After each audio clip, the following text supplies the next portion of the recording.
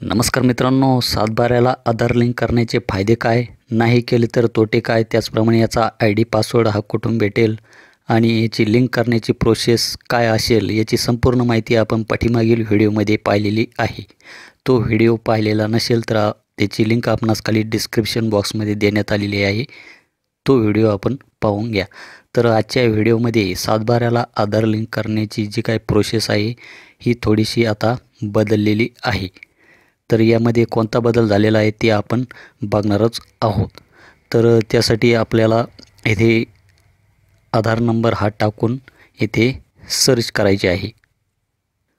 Search केल्याच्या नंतर आपल्याला येथे मोबाईल नंबर हा व्यवस्थित टाकून घ्यायचा आहे।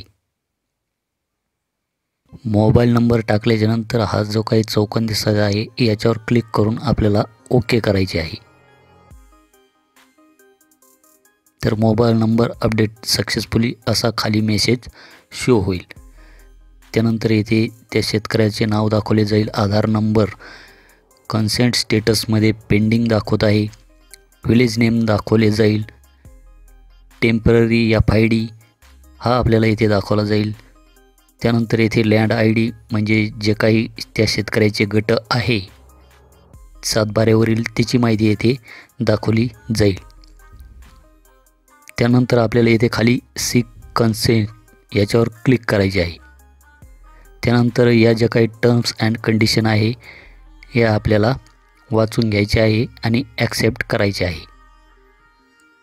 त्यानंतर आपल्याला इथे प्रोसीड टू ई-साइन याच्यावर क्लिक करायचे आहे।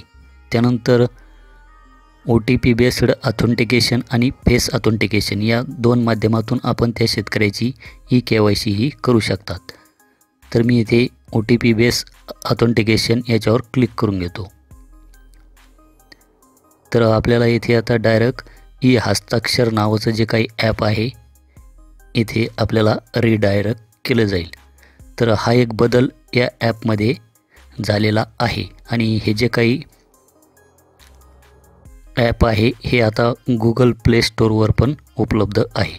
त्यानंतर आपल्याला इथे त्या शेतकऱ्याचा आधार नंबर टाकायचा आहे। तर यामध्ये आपण आधार नंबर, व्हर्च्युअल ID किंवा UID टोकन या तिन्हीपैकी एका माध्यमातून KYC करू शकता।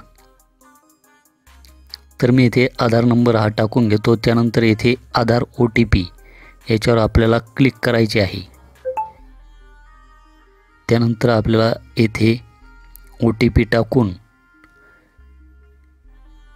हा जो काही चौकोन दिसत आहे याच्यावर क्लिक करून आपल्याला सबमिट करायचे आहे।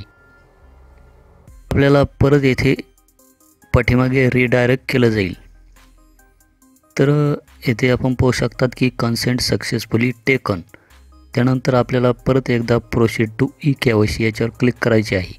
त्यानंतर या ज्या काही टर्म्स अँड कंडिशन आहे ॲक्सेप्ट करायच्या आहे आणि त्यानंतर येथे प्रोसीड टू KYC याच्यावर क्लिक करायचे आहे।